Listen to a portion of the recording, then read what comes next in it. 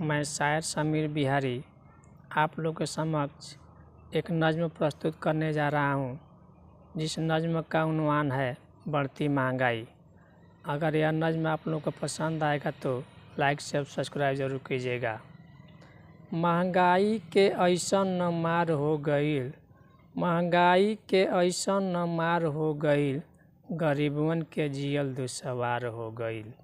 महंगाई के ऐसन न मार हो गईल, महंगाई के ऐसन न मार हो गईल, गरीबवन के जियल दुसवार हो गईल, गरीबवन के जियल दुसवार हो गईल।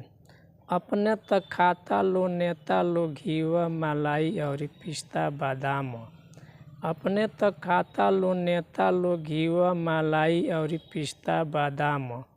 एजा समय से मिलल मुश्किल आचार हो गईल, एजा समय से मिलल मुश्किल आचार हो गईल।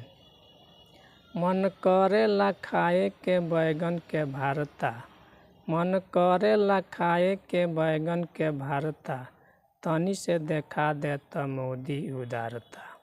मन करेला खाए के बैगन के भरता, मन करेला खाए के बैगन के भरता, तनी से देखा दे त मोदी उदारता। देखनी न ऐसन हो कबो महंगाई, देखनी न ऐसन हो कबो महंगाई, जी कबले लोगवा हो खाके खटाई। देखनी न ऐसन हो कबो महंगाई, जी कबले लोगवा हो खाके खटाई। अब लागेला देशवा बीमार हो गईल, महंगाई के ऐसन न मार हो गईल।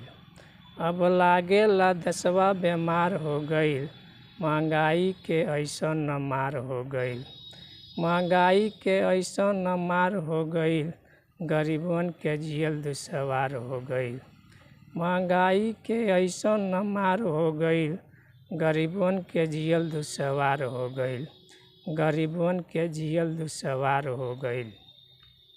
आलू पियाज मरचा आसमान छुअता, आलू पियाज मरचा आसमान छुअता, बीमारी से कम लोगवा महंगाई से मुअता।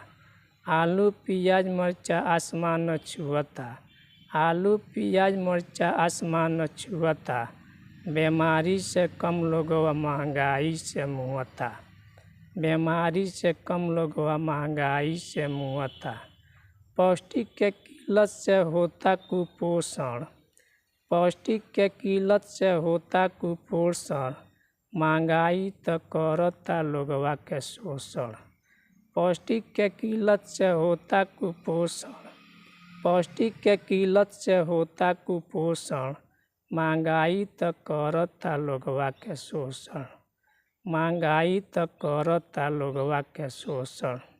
आँख मुनले बा बहिर सरकार हो गईल, आँख मुनले बा बहिर सरकार हो गईल, महंगाई के ऐसन न मार हो गईल, महंगाई के ऐसन न मार हो गईल, गरीबवन के जियल दुसवार हो गईल।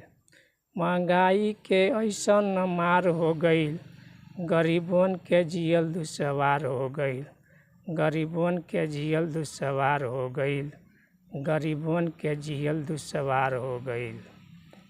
हमारे चैनल का लाइक सब्सक्राइब जरूर कर लो। धन्यवाद।